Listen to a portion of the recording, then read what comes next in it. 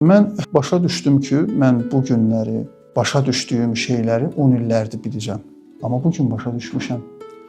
Və oradan da inciməyim biraz azaldı. Başa düşdüm ki, ətrafımdakı insanlar filan şeyləri bilirlər, amma başa düşməyiblər də. Yəni, o hələ başa düşməyib də, nəsə olmalıdır onun başa düşməsi üçün. Bizi incidən məsələlərdən biri nədir? Bizi incidən məsələlərdən biri budur ki, bizim başa düşdüyümüz şeylər var. Çox aydın başa düşmüşük. Amma Məmməd bunu başa düşmür.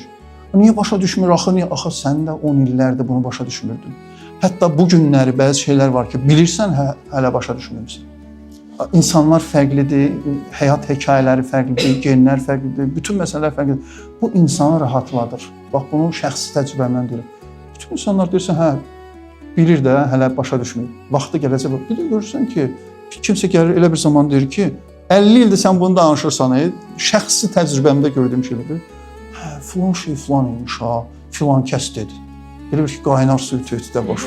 Mən 10 ildir danışıram bunu. Adam eşitmirmiş də hətta. Yəni, sadəcə belə də, indi onu başa düşüb deyə, nə cürsə olub, hansısa bu, bunu biz çox şərh eləyə bilmirik, çox izah eləyə bilmirik. Yəni, qanuna uyğunluqlar təqdim eləyə bilmirik ki, belə olmalı ki, başa düşəsən, belə olmalı.